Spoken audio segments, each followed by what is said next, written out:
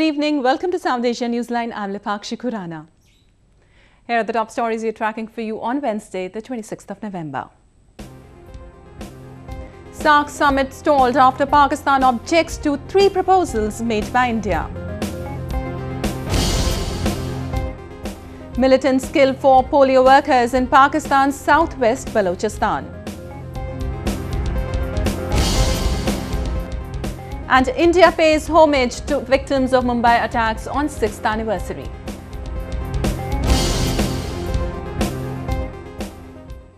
And now for all the details. The ongoing 18th summit of the South Asian Association for Regional Cooperation, or SAARC, in Nepalese capital Kathmandu was suspended for the day on Wednesday after Pakistan raised objections on some key proposals moved by India.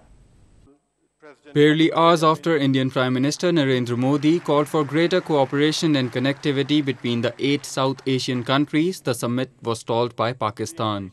It objected to India's proposal to create better road and rail connectivity between the member countries. Islamabad also raised objections on the signing of 2 other deals, including the one to integrate energy grids. Pakistan cited lack of completion of internal process as the reason behind it backing out from the pact.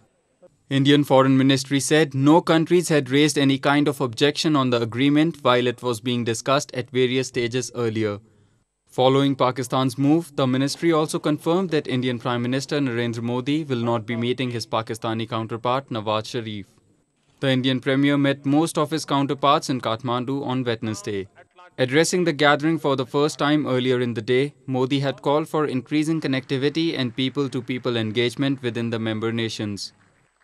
Our vision for the region rests on 5 pillars: trade, investment, assistance, cooperation in every area, contacts between our people, and all through seamless connectivity.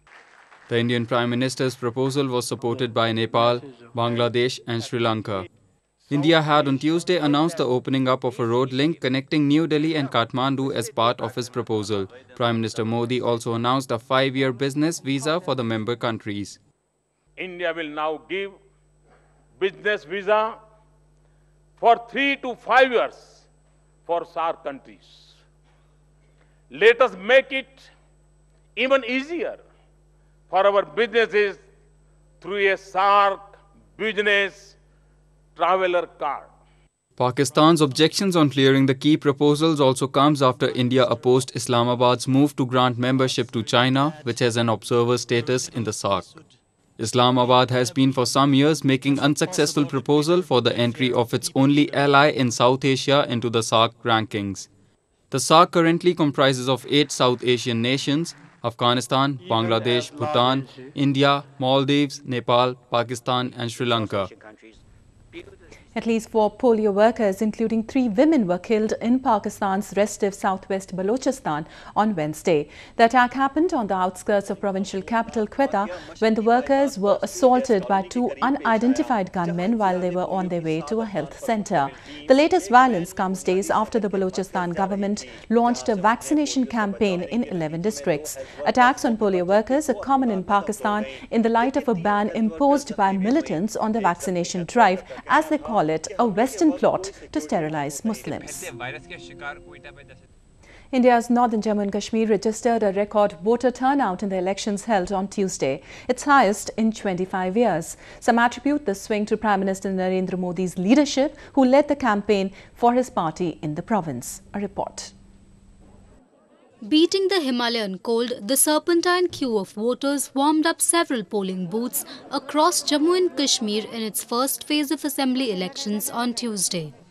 The district-wise polling showed a major surge in poll percentage, especially in districts of Bandipora and Ganderbal. High on enthusiasm, voters even defied the boycott calls given out by separatist groups like the Hurriyat Conference and JKLF, setting up a new record of clocking up 71.3% turnout in the 15 seats out of the 87 that went to polls. Gave this figure of 70% overall so far, which is likely to go up. This compares with 64.97 in 2008 Vidhan Sabha. State Chief Minister Omar Abdullah lauded the Kashmiris for overcoming all odds and casting their ballot. कम से कम लोगों को एक मौका मिला अपने vote का इस्तेमाल करने का और उन्होंने खुल के वोट डाले। कुछ ऐसे इलाकों से वोट पड़े जहां शायद इससे पहले 96 के से पहले शायद वोट पड़े होंगे, 96 के बाद इन इलाकों में वोट नहीं पड़े हैं। ये बड़ी अच्छी बात है और मैं उम्मीद करता हूं कि बाकी फेजों में भी इसी तरह लोग बढ़ चढ़ के इलेक्शन में हिस्सा लेंगे। After winning a massive mandate in the general elections, Prime Minister Narendra Modi personally led his Bharatiya Janata Party or BJP's campaign to increase its presence in the Muslim-dominated state. Many now believe Modi can be the agent of change and development needed in the province, which has been gripped with militancy for years. उम्मीद हम ये रखते हैं कि मोदी आएंगे तो अगर कुछ करेंगे इधर की बेरोजगारी के लिए, क्योंकि किश्तवाड़ में सबसे बड़ा मसला है बेरोजगारी का। पढ़े लिखे बहुत हैं, MA BEd करके है मगर बेरोजगार हैं, कोई रोजगार का यहाँ जरिया नहीं है, ना कोई इंडस्ट्रियल कोई प्राइवेट सेक्टर है, ना गवर्नमेंट जॉब कोई मिलता है। Prime Minister Modi's aid and relief assistance for the victims of recent flood in Jammu and Kashmir, along with recurrent visits to the Himalayan state, has raised expectations of people. The BJP so far had little presence in the Kashmir Valley, but it is now hoping to pick more seats in the state, which has remained the bone of contention between India and Pakistan for decades. Afghanistan Senate Chairman Fazil Hadi Muslimyar on Tuesday blamed Pakistan for the deadly blast in southern Paktika province. This came hours after Pakistan Prime Minister Nawaz Sharif condemned the attack and expressed condolences to Afghan President Ashraf Ghani. Though no group has claimed responsibility for the deadly strike so far, Afghan intelligence agency had on Tuesday blamed Pakistan-based banned terror outfit the Haqqani network for the attack. A suicide bomber detonated himself in a crowded volleyball stadium in Yahya Khel, some 173 miles south of capital Kabul on Sunday, killing at least 60 people.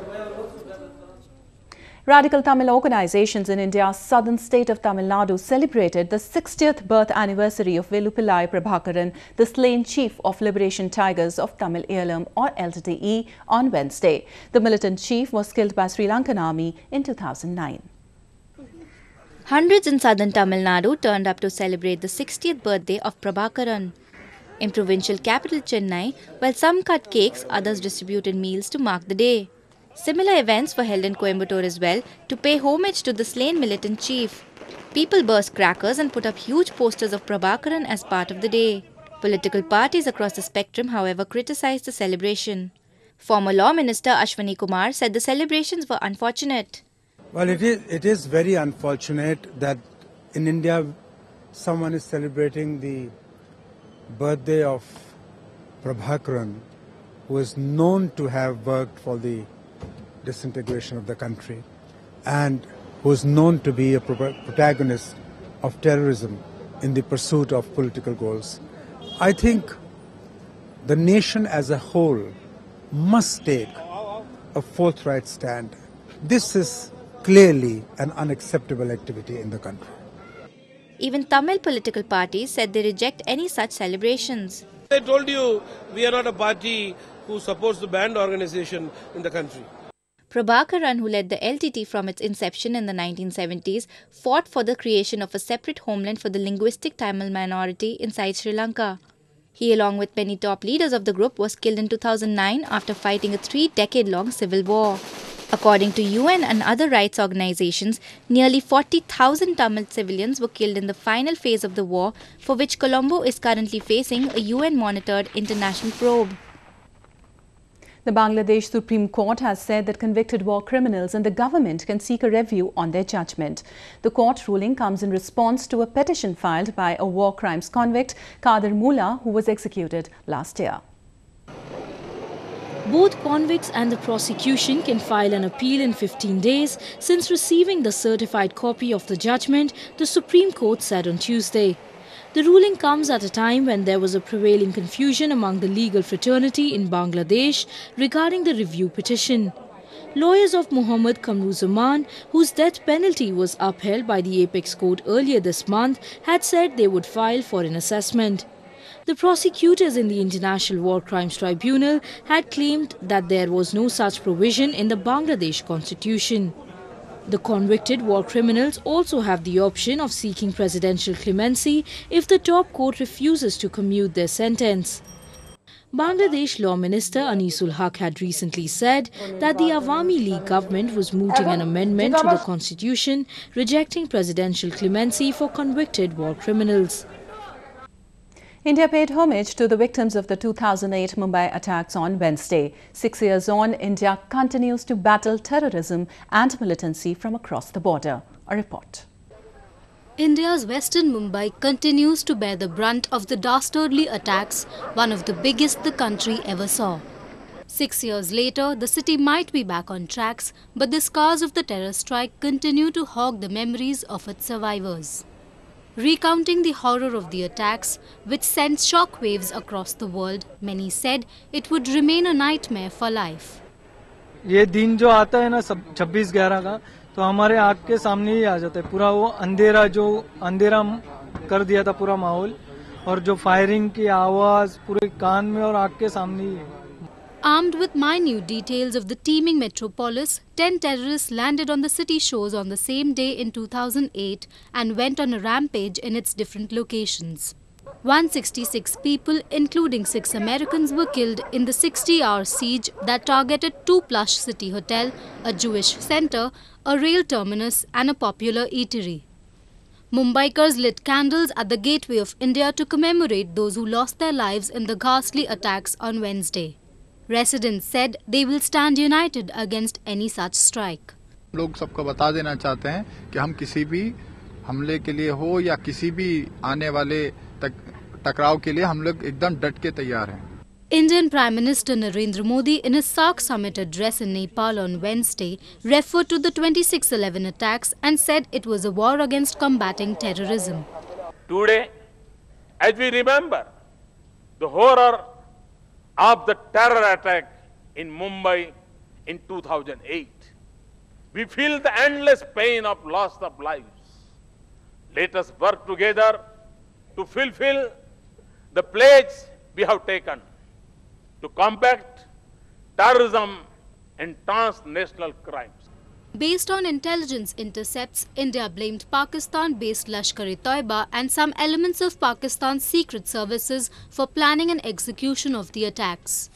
Despite mounting evidence, Islamabad has not put on trial the accused, making Indian and the US officials doubt its sincerity in bringing the accused to book. Pakistani actor Veena Malik and Mir Shakilur Rahman, the owner of country's biggest media group GeoTV, have been sentenced to 26 years in jail by an anti-terrorism court for allegedly being a part of a blasphemous show. The order came from a court in Gilgit-Baltistan, which is officially not a province of Pakistan. Hence, technically, it cannot be executed in any part of the country. A court in Gilgit-Baltistan on Tuesday also convicted Malik's husband Asad Bashir Khattak and GeoTV host Shaista Lodhi. The four have also been slapped with a fine of $12,770 each and the confiscation of their passports. The ATC judge ordered the police of Islamabad, Punjab, Sindh, Balochistan and Khyber Pakhtunkhwa to execute his order. A senior member of the Gilgit-Baltistan chapter of Ahl-e-Sunnat wal Jamaat had in May lodged an FIR against a show aired on GeoTV claiming of playing contemptuous Qawwali. Malik stirred a hornet's nest after the channel celebrated her mock marriage with Khattak with religious songs on a Geo morning show, Utho Jago Pakistan. The order, however, seems to be more of a case of harassment of the Geo media group. Well, that's the way it was in South Asia this evening. Before we conclude, the top stories once again. SAARC summit stalled after Pakistan objects to 3 proposals made by India. Militants kill 4 polio workers in Pakistan's southwest Balochistan. And India pays homage to victims of Mumbai attacks on 6th anniversary. That's all in tonight's edition. We'll see you same time tomorrow. Good night.